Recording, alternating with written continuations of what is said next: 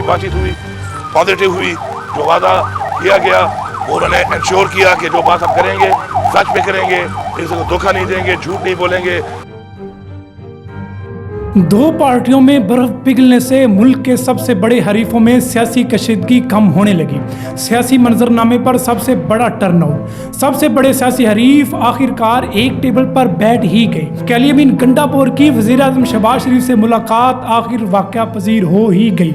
मौजूदा सियासी गहमा गहमी के पेश नज़र इस मुलाकात को मुस्बत मुलाकात का नाम दिया जा रहा है, जो कि वाक़यातन ही एक बहुत अहम पेशरफ्त है जो वफाक और सूबे में कशीदगी कम करने का पेश ख़िमा साबित हो सकती है।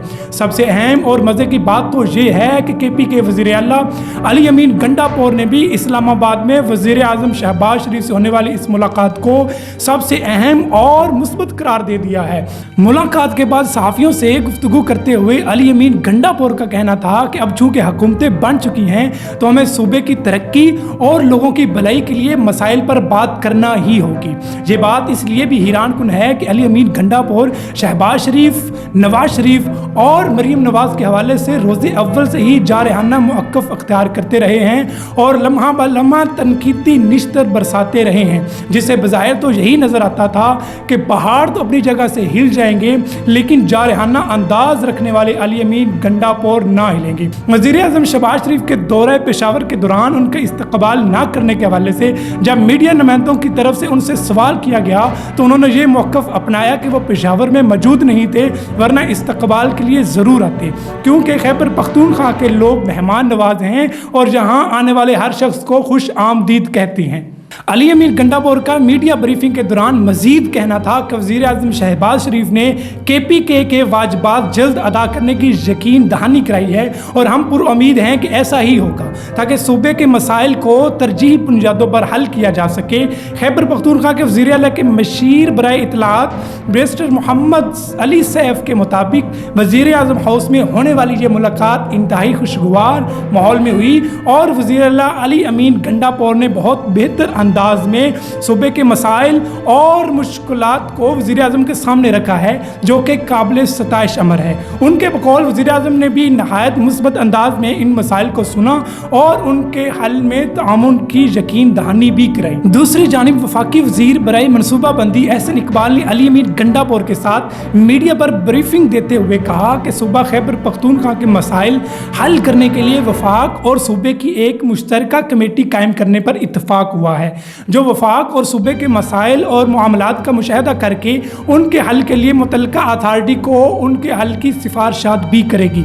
दूसरी जानिब खैबर पख्तूनख्वा के हुकूमत के मुतालबात की बात की जाए तो चंद रोज़ कबल वज़ीर आला ने वफाकी हुकूमत को एक ख़त के ज़रिए senior civil officer Shahab Ali Shah को बतौर चीफ सेक्रेटरी तैनात करने का मशवरा दिया था, जो कि इस वक्त बलोचिस्तान में अपने सरफराइज अंजाम दे रहे हैं, लेकिन ताहाल इस खत का कोई मुस्बत जवाब नहीं दिया जा सका। वाज़ेह रहे कि सिविल सर्विसेज कवानीन और रवायात के मुताबिक सूबों में चीफ सेक्रेटरीज और IG पुलिस की तैनाती के इख्तियारात वफाकी हुकूमत के पास ही होते हैं, मगर सूबाई हुकूमतें उन ओहदों पर तैनाती के लिए अपनी भेजी गई सिफारिशात में 3 नाम तजवीज़ कर सकती हैं। अब देखना ये होगा कि इस मुतालबे पर वज़ीर आज़म पाकिस्तान जनाब शहबाज शरीफ साहब KP के वज़ीर आला जनाब अली अमीन गंडापुर को किस तरह से अकोमोडेट करते हैं।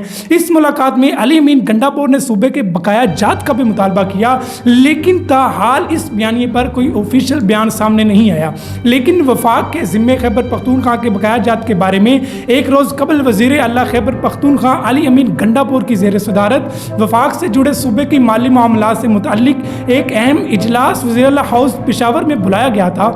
इजलास को ब्रीफिंग देते हुए बताया गया कि AGN काजी फार्मूला के तहत पन बिजली के खालिस मुनाफा की मद में वफाक के ज़िम्मे सूबे के 1510 अरब रुपए वाजिबुल अदा है। नेशनल ग्रिड को बेची जाने वाली सूबाई हुकूमत की बिजली की मद में 6 रुपए अरब बकाया जाते हैं। मज़ीद बताया गया कि साबिका कबायली अजला का सूबा के साथ इंतज़ामी इंज़माम हो गया है, मगर अब तक माली इंज़माम नहीं हुआ। साबिका कबायली अजला के इंज़माम से सूबे की आबादी में खातिर खा इजाफा हुआ है। इजलास में बताया गया कि सूबे की मौजूदा आबादी आबादी के तनासुब से NFC में सूबे का हिस्सा 19.64% बनता है, जबकि सूबे को NFC का 14.16% दिया जा रहा है। सूबे की मौजूदा आबादी के लिहाज से NFC में सालाना 262 अरब रुपए मिलने चाहिए।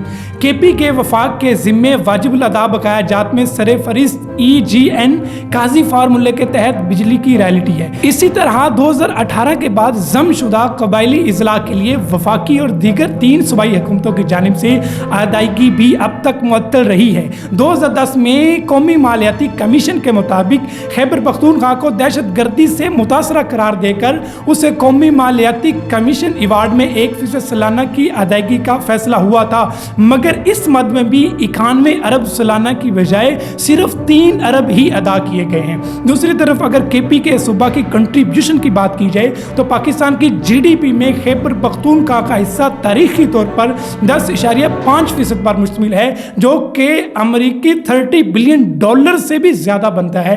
ये सूबा पाकिस्तान की कुल आबादी का 11.9%, पाकिस्तान की कानकुनी की पैदावार का 20% से ज़्यादा, जबकि मार्बल का 78% से ज़्यादा खैबर पख्तूनख्वा से आता है। आगे क्या होगा, क्या ये सियासी मंजरनामा वफाक और सूबे के लिए सूदमंद रहेगा, ये जानने के लिए हमारे साथ जुड़े रहिए। ज़िंदगी ने वफा की तो फिर मिलेंगे नई पेशरफ्त के साथ। अब तक के लिए इतना ही। अपने मेज़बान को इजाज़त दीजिए। अल्लाह हाफिज़।